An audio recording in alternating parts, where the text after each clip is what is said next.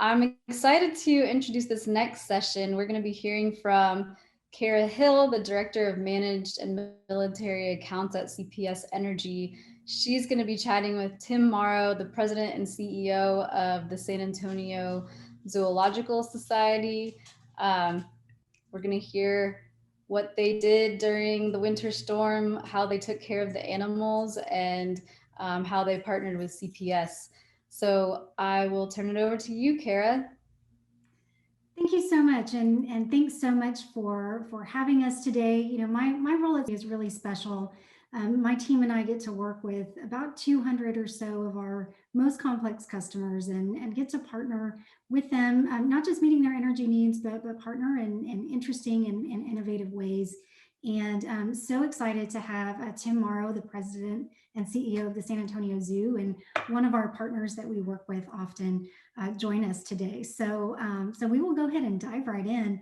You know, Tim, to help folks get to know you a little bit, can you tell us a little bit about your history at the zoo and kind of some things in your career that led you to be the leader of this great organization? Sure, yeah, thanks for having me. It's always great to talk about the zoo and connect with the community.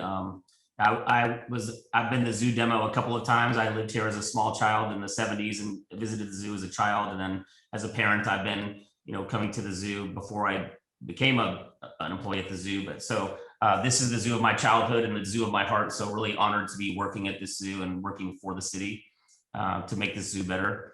My career has really been a total accident. After I lived in San Antonio, I moved to Dallas for my 5th grade through high school and then came back down to San Antonio after that.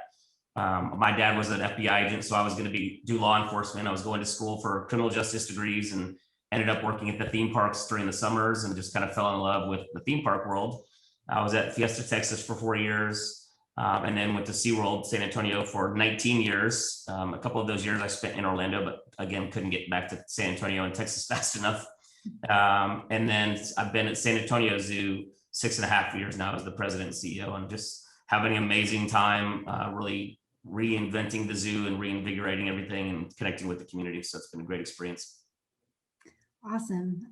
So for those in our audience that might not have been to the zoo recently, can you tell us a little bit about your operation and also kind of how long it's been part of the San Antonio community? Yeah, we sit in Brackenridge Park, and the zoo was actually started by Colonel Brackenridge. He had an animal collection and donated this land to become what is now San Antonio Zoo. So we've been at this location since 1914. We do have some ties back to another park that had animals before this location, but as far as the San Antonio Zoo as it sits today, we've been at this location for 107 years now. So one of the older zoos in the country. We're built in a quarry, which is really unique for a zoo. I don't know of any other zoos that are built in quarries. And we have the river running through the zoo. And so just really beautiful facility. We're a 501c3 nonprofit. A lot of people think we're city run or city operated, which we're not. We just sit on a city property. So we have a lease agreement with the city of San Antonio. Within the zoo, we have over 700 employees now and 600 volunteers, which is really incredible, out there educating our guests and teaching them about the animals in our care. And really, we are a center for conservation and education at our core. Those are our pillars.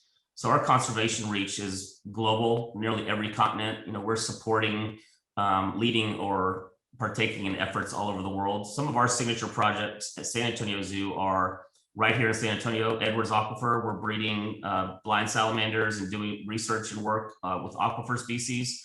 The Texas horned toad or horny toad or horned lizard. We're doing reintroduction programs for that species back into the wild. They're disappearing from the landscape quickly.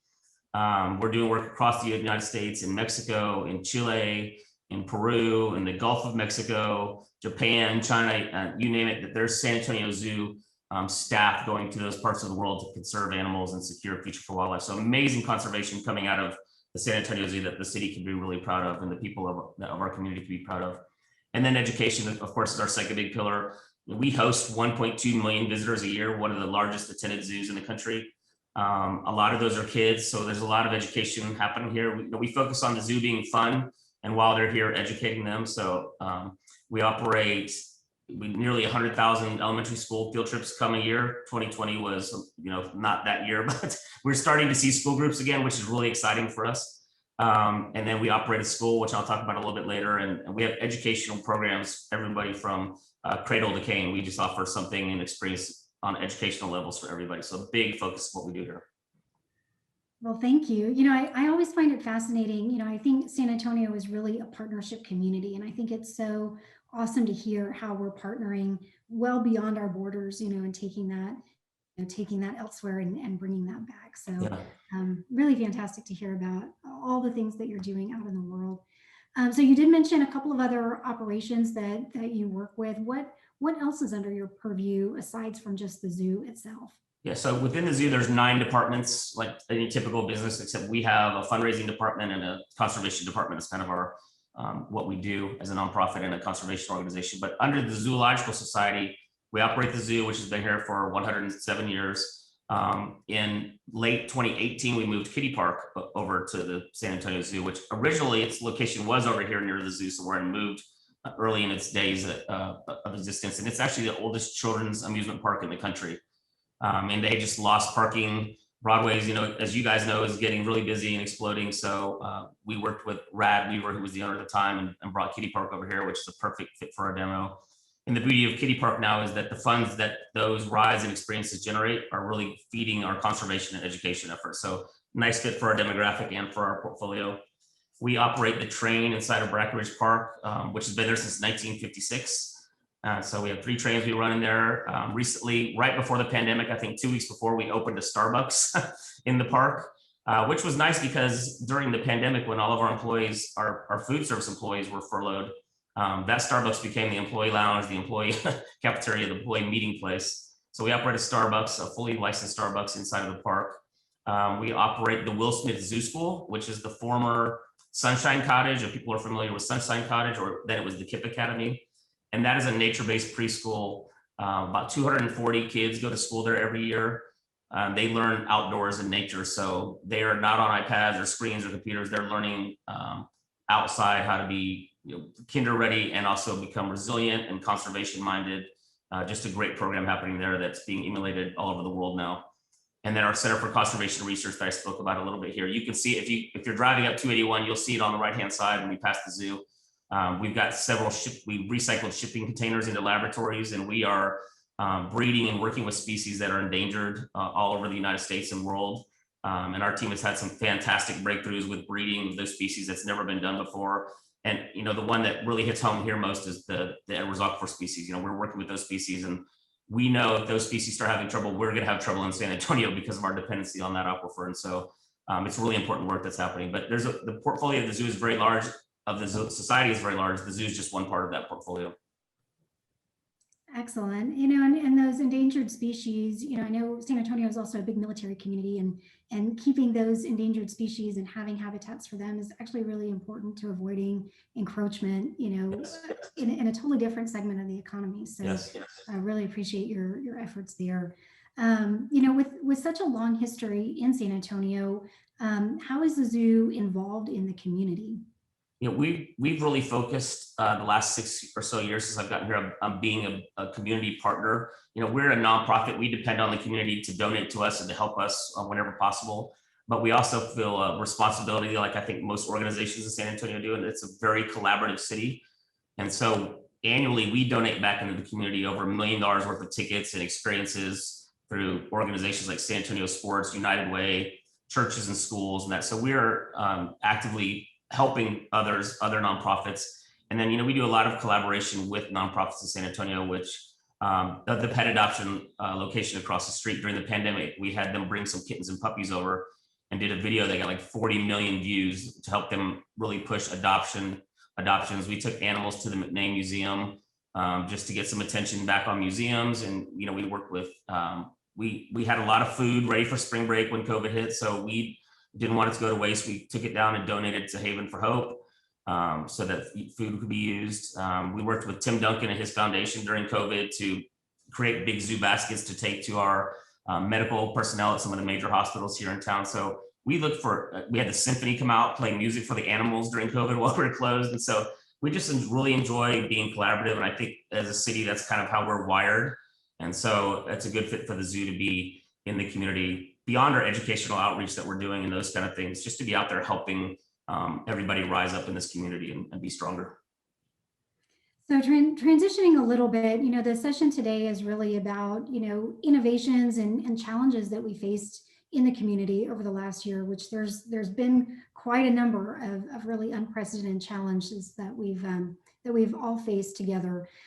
So early on in COVID, you developed some pretty innovative ways to bring a different kind of a zoo experience to the community, but also continue to support your mission, which of course was impacted, by COVID. Can you tell us a little bit more about that and how you were able to sustain your operation and bring value to the community as well? Sure. We're much like Paula was saying about CPS, we're a 24-hour operation. We have people here all day, all night, and our animal, we can't just turn off the lights and go home because we're shut down for COVID. We have over 100 people that have to come in every day to take care of animals and the infrastructure needs of the zoo. And that comes at a cost to us of about $500,000 a week to take care of the animals and the upkeep here. So, we, like everybody else, had no idea what we were going to do during COVID, how long we were going to be shut down. Being here for 170 years, this zoo has gone through a pandemic before. It's gone through world wars, it's gone through depressions and economic crashes, but there's no playbook for what we were experiencing with COVID at all. And so it was new and unique. And I think much like San Antonio's attitude, we were not going to take COVID lying down, and we were going to find a way to make it through and make it through together. From day one, we really focused on, we are not going to lose a single employee during COVID, which in the hospitality industry, which has been the hardest hit, is not easy to do, but we have really creative team members, and we focus on having fun here, and I think that translates to the guest experience. And so we don't think about thinking inside or outside of a box. We just don't believe the box exists. And one of our frontline employees had an idea and said, hey, what if we let cars drive through the zoo? And so we said, yeah, that would probably work. This is why we're still closed. So we went and drove it the same day, and we're like, yeah, this is an amazing experience. We kind of take it for granted because we have vehicles driving through all the time. And but we knew the community wanted to, zoos and parks would be one of the first places people would want to come after being in lockdowns and closed. So, and we wanted to give this community something to do. So during the lockdown, we developed our drive-through zoo concept. At the same time, we were working with the governor's office on how to safely open zoos across the state, kind of leading that effort for the zoos of Texas. And it started kind of getting close to each other when we thought the stay-at-home orders were going to be lifted and the governor may open us. And we were almost afraid at one point, we're not going to be able to do our drive-through zoo because they're going to let us open. But we were not part of that first phase of opening in Texas. So we launched this drive-through zoo idea. We did a little 20-second video. And I tell people, it was rough when they used me in the commercial for it. It was tough times. But we were going to do a 3-day run of this just to see if people would want to do it. And within 90 minutes, it sold out all 3 days.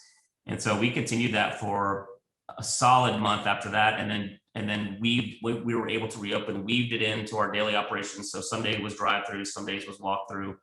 And then all the way through even Zoo Boo, where you could trick-or-treat in your car as you drove through the zoo. And it was nice that people had the option. Everybody was not comfortable coming out and walking the zoo yet. So we had both options. But it's just an incredible experience where people could drive through the zoo, see the animals. And it was really the first time the community had something to do after the lockdown. So it was really nice to see. I mean, we had miles long waits of cars to do the drive-through experience, and just people of San Antonio very grateful that we were still here and that we were doing this, and our employees were grateful that they were coming and supporting us. We had to furlough over 400 employees, which is over 50% of our staff when COVID first hit, and the drive-through zoo allowed us to bring every one of those employees back immediately after lockdown orders, because we needed the support. Once we knew how fast it sold out and we were going to need help in traffic and directions and putting up, we did, drive-through stores and you could get all your favorite zoo foods like churros and Dippin' Dots and those things you drove through. So great experience. And we took that message and gave it to other zoos around the world and theme parks, and many of them took it. So it was nice to see that our impact on the community was positive here, and for us as a nonprofit, but also that ripple effect by sharing that out had that greater impact on all these other cities around the world that took our concept and ran with it. Excellent. We have a comment here in the chat. Driving through the zoo is a great memory from not so great of a time. Thank you. Yeah, one thing we discovered, which we hadn't thought of designing it, was it really gave increased accessibility to the zoo. So some people just don't have the physical ability to get around the zoo, or maybe challenged with their age or the heat and those kind of things. And so we saw a lot of multiple generations in the car together. My grandma hasn't been to the zoo in 40 years, and now we get to do this with her. Guests that were disabled, guests that hadn't been here in 50 years, driving through by themselves, coming just to drive through the zoo and get out of their house and do something. And so we will keep doing drive through zoo, for week-long runs or evenings during summers, going forward, because of that increased accessibility, and it let people experience the zoo in a new way and a way that we hadn't even anticipated. But that benefit is something that has inspired us to keep that going. So as if the pandemic challenges weren't enough, then come February, here we have this winter storm Uri. What were your challenges then, and how did you overcome them and work with the community through that? Yeah, I've given up saying what else can happen because I'm afraid for the answers now. But when the storm hit, we've had a couple, everyone in San Antonio knows, we've had a couple snow incidents or weather incidents where we may be down for a day or something like that, or 2 days. But again, we can't lock the doors and go home. We have animals to care for. So, we prepare for those kind of storms, and accredited zoos all of us have procedures in place for, natural disasters or impacts, not like COVID, but on certain levels. And so we enacted our plan as we saw the storm coming, prepare the animals. Many of them have living rooms, we call it, that they can go in that are heated, or if we have outside areas, we put heating lamps out and things like that. So we were prepared as much as we could be. What we weren't prepared for, and nobody was the longevity of it. And so we had staff that lived at the zoo. We have animal care staff, we have maintenance staff, IT staff that's here just living here for a week during that time, taking care of animals 24 hours a day, checking systems, walking all of the properties from the school down to Kitty Park and the train depot. And so they lived at the zoo taking care of animals. And during that storm, we work really closely with CPS. We have great reps. We have very good relationships with them because we are so dependent on power for life support for our animals. And so at one point, when I think it was transferred maybe to the state level, we did lose power. And one of our biggest challenges is, and a lot of people don't realize, we have a well pump on the zoo property that pumps Edwards aquifer water through our exhibit tree. And that water allows us to have and breed a lot of endangered species because it's the same temperature year round and it's great quality of water. And so we lost our well pump when the power went down, which meant our water temperatures were dropping, that we would not be able to leave animals outdoor in exhibits, some animals that are weather dependent. So we had staff wrestling up alligators, 500-pound alligators, now crocodiles, Temistoma crocodiles, you name it, and putting them inside of buildings. So we had staff literally getting those guys and bringing them inside of buildings. Our flamingos were all brought out of the water and put inside restaurants. And so it was an interesting time for us. At the same time, we're having the same issues with everyone in San Antonio with broken pipes at the zoo and things like that.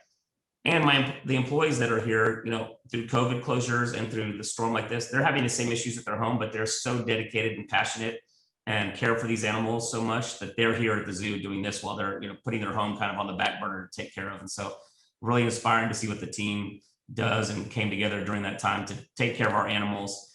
At the same time, a small sanctuary up in Leon Springs had lost power and water and we're starting to have some animal losses. So we brought their animals down here. We had their animals in office buildings, and we were just using any space we had possible to help house animals from that facility and ours, and then kind of get back on our feet and help them get back on their feet. So at the same time, and it's kind of a recurring theme, and which I'm really proud of our team, is even when we're in tough times, struggling to stay in existence and raise funds and care for animals and those kind of things and survive the winter storm with our animals, we're helping others at the same time, which I think again speaks to San Antonio and how people here help each other. Absolutely. And I understand that you had some generators brought in as well for the pump, right? To help. Yes. Going the whole some electric company, CPS, helped us get a generator. Commissioner DeBerry helped us get a generator, and that was critical to getting us back up and operational with that well to get the animals back into their exhibits and habitats, because the well is really the heart of the zoo, and we needed to get that back up as soon as we can. So thank you to CPS and everyone that helped us get those generators. And like everyone that is operating a business or even has a home or experienced COVID or any of these things, we've learned a lot of lessons from from these experiences. And one is, we need to have a generator big enough to keep the zoo running if something catastrophic level happens that, the state can't handle, or it's just not something that's ever happened before. So we've learned a lot of lessons through COVID. I thought my lesson at COVID was create more outdoor spaces, but then the freeze happened, and I said, well, maybe we need more indoor spaces because we're putting animals in buildings. So lots of lessons, but we're just moving forward with what we've learned. But helping us get that generator was critical. So we have a question in the chat. What kind of indoor cleanup did you have to deal with after the power came back on and the animals went back to their home? A deep cleaning of both of those facilities. So as you can imagine, the flamingos are much more of a mess maker as a fish eating bird, and of flocks of them inside of restaurants. So we got those guys back out as soon as we could into their habitats, and those locations were closed for a couple of days while we did some very deep cleaning of the concrete and just the entire building, and then got our staff back in. Excellent. So with all the challenges, between COVID, between, the winter storm, over the last 12 months, what would you say have been some of your lessons learned, about the zoo, about your operation, about, partnerships in the community? Sure. I think at the zoo, and I've known the passion of the staff and their resiliency and their creativity, and just no fear, and we'll do anything we can to get through situations and continue to improve. And I just saw that on a whole nother level during COVID and the storm, and couldn't be more proud of this team. And I think zoos and museums and theme parks around the world were watching what San Antonio Zoo was doing, and that we made it through this with no layoffs. Speaks a lot to what the team did to make it through, and how we are a family group, and we talk about that we are a family all the time, that we will make this through as a family, and that happened here at the zoo, which has been really inspiring, and drives me to do more for the staff that works here. And so the community wise, it's a very collaborative city, but I think the really lesson learned is relationships are just so important. To be able to pick up the phone and call our CPS rep to help us, or call a commissioner or a city council person or other organizations to check on them and see if they need help. And those relationships in San Antonio are just key. And, people, we're a small, big town, or whatever you want to call it, but it is nice that we are so connected as people in this town. And that really paid off for us. And we hope that we were able to help other organizations and then the community as well, coming out of COVID and the situations that we've been in. The zoo is, outdoor safe place. So it's a nice kind of, and we know nature is physically and mentally healing. And so it's a great opportunity for the community to come out and just share time with their families and kind of leave all the worries in the car behind them and move forward. Excellent. We do have a question here in the chat. You kind of mentioned about not having to do layoffs, which is just really tremendous. I know in the whole hospitality industry that was just so rough and such a challenge. And the question is really around workforce recruitment, and how do you attract the scientists that you have working at the zoo and other folks, to do all this great work? It's really interesting. Some of the staff will tell you, I've wanted to work at the zoo my whole life. I grew up loving zoos. I love animals. This is what I've always wanted to do. Then there's people like me that never thought I'd be working at a zoo, and have ultimately realized, like, this was my calling. This is where I was supposed to be. Dr. Fenoglio, who is our Vice President of Conservation and Research, he's one like me that I never thought I'd work at a zoo. I thought I was going to be a scholar and teach at universities. And we probably have the largest subterranean conservation center and laboratory in the world.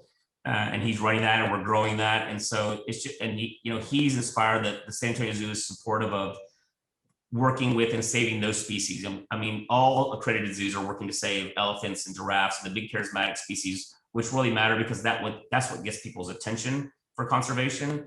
But every species matters, and the ones we are working on, especially for San Antonio, a city, the largest city that depends on aquifer water, it's really important for us to be doing this conservation work here. It's his niche, his specialty. The federal government and governments from around the world call Dr. Fenoglio when they have a species issue with subterranean or salamanders or anything like that. And so it's nice that we have this conservation effort that is so focused, and Dante leading it. But just our leadership team, our marketing VP came from the auto industry. Our fundraiser came from the university system of fundraising. We have people that have come from theme parks and museums and all over the country to work at San Antonio Zoo. Part of that is because people are paying attention to us now. We've gotten a lot of things that have gone internationally and nationally viral. Drive-through zoos is a perfect example. And we really focus on being a fun place to work.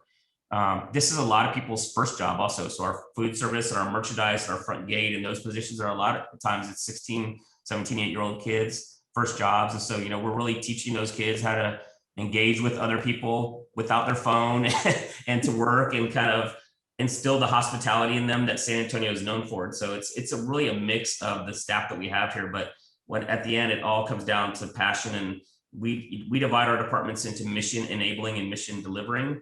And so everybody knows their role at the zoo is like, I may work at one of the restaurants, but what I do here is helping fund the mission delivering departments of animal care and education and conservation. So we try to tie it all together so everyone knows where they fit, and we hope that they have fun here. Of course, now is a challenge coming out of COVID. I think, we're short staffed, like you're hearing all the hospitality industry. I think it's a mix of teenagers whose parents maybe are not ready for them to go back out. And people maybe not want to work in the hospitality industry anymore. They're a little worried about all the contact with people and things like that, but we'll work our way through it. We think we're a fun place to work, and that we have big plans, and people are gonna be excited about working here and have fun working here. And we'll continue to engage with the community on multiple levels to bring employees and volunteers in. Great. So are there any changes and innovations that you're looking at to meet future challenges, or things that you want to bring to the future of the zoo? Yeah, we're really excited about the changes that we've been making. We've invested over $50 million here in the last 6 years.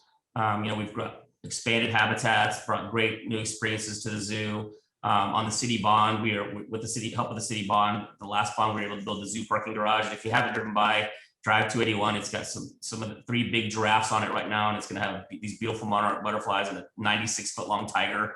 So really pretty garage. And a lot of people don't realize, but the land on the west side of 281 is part of the zoo grounds as well. So eventually we will expand the zoo to the other side of the highway.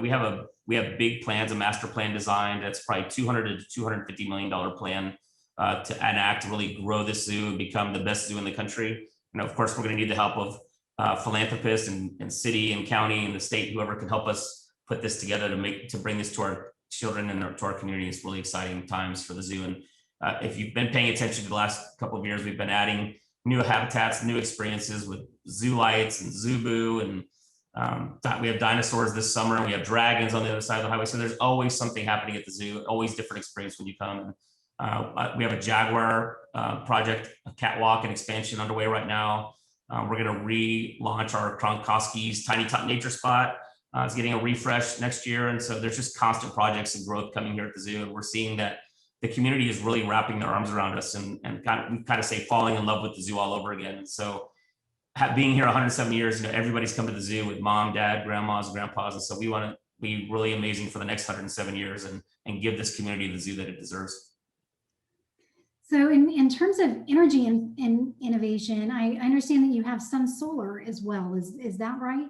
Yes, so we have multiple solars. Actually, our carousel, which in 2014, the zoo turned 100, and that project for that year was the carousel and the Maze Plaza and a restaurant.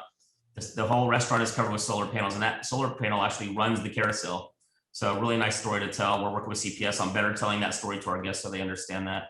Our Will Smith Zoo School is actually LEED Platinum certified, the highest level of sustainable construction.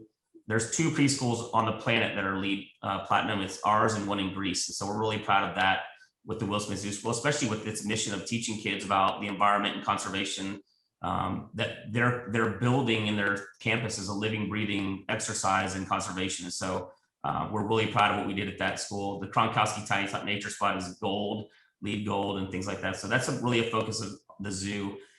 Besides conserving animals, you have to conserve the environment, or the animal conservation is not going to work. And so we're really focused on that and telling that message to visitors here with, how to save water, how to save power and do those things. And really look forward to partnering with groups like CPS and SAWS to tell those stories to our guests as they come in. With 1.2 million visitors, it's a great place for people to learn, and they're having fun while they're learning, which we know helps with the retention and them actually learning. Yeah. So you talked about the zoo school being kind of nature-based education, is part of that, innovations in energy and conservation. How do you weave those messages or into the curriculum, or how do you integrate that curriculum? Sure. The kids are in classes of 16 with 2 teachers, so very small groups. They spend 60 to 70% of their day outside every day, no matter the weather. We say there's no bad weather, just bad weather clothing choices. Our campus is not a traditional campus. It's not swing sets and slides. It's log climbs and boulder climbs and stump walks and things like that, and hills put in intentionally for the kids to roll on. And so we encourage kids, get outside, get muddy, and play outside. Kind of the old theory of come home when the street lights come on. That's kind of the theory behind that school. And so we're teaching the kids, they're learning through nature and through the environment, everything they're learning. So they may be learning to count by counting monkeys, but it's very much a school that's led by student curiosity. And so they may be learning about counting monkeys, and as kids are, they'll see a lizard. And so they want to talk about the lizard. So the teacher will kind of guide the teaching to a hypothesis about the lizard and what he's doing and things. And having these solar panels, we made them very visible for the kids so they could see those on the campus, strikes the conversations with the kids to know about things like solar and saving water and the importance of the environment. You know, my daughter went to school there, and I get scolded if I leave my water on brushing my teeth and things like that. And an interesting story is the west side of 281, where we put the parking garage, which is right next door to Will Smith Zoo School, is at some point was apparently stripped land because it's all non-native invasive tree species over there. I think there's one oak on that whole side of the highway. Well, when we were building the garage, we had to clear the land for the garage, and with the plan to put back like 100 trees and all this. But the children the school is 3, 4, and 5-year-olds, so it's preschoolers. The children had concern that there was deforestation happening next to the school. So we had to go talk to the kids at the zoo school, explain what we were doing with the garage and the process of the trees. And we were bringing back native trees and shade and water retention and things like that. But that in itself was really inspiring. Okay, we're doing good work with these kids, and they're becoming the next generation of conservationists that are going to care about the environment and single-use plastic and solar and saving energy and power and just the wear and tear on our planet, because it's happening at such a fast rate now. And we're seeing species disappear at such a fast rate. They're called this the 6th mass extinction. We're losing species every day. And a lot of that is due to the needs of humans. And so the more we can minimize the impact on the planet through conservation of energy and water and the things that we're doing, the better chance those species have for survival. So that's part of the lesson that they're learning by doing this outdoor education and having the advantage of a zoo, because they get to come to the zoo every day. So there's nature-based preschools that are not associated with or attached to a zoo. Our kids have that extra benefit of all these different things with solar and experts in those fields and experts in conservation and teachers and those. So it's a great experience for those kids. And everyone we've ever taken through there wanted to go to that school as a child. Where was this school when I was a child?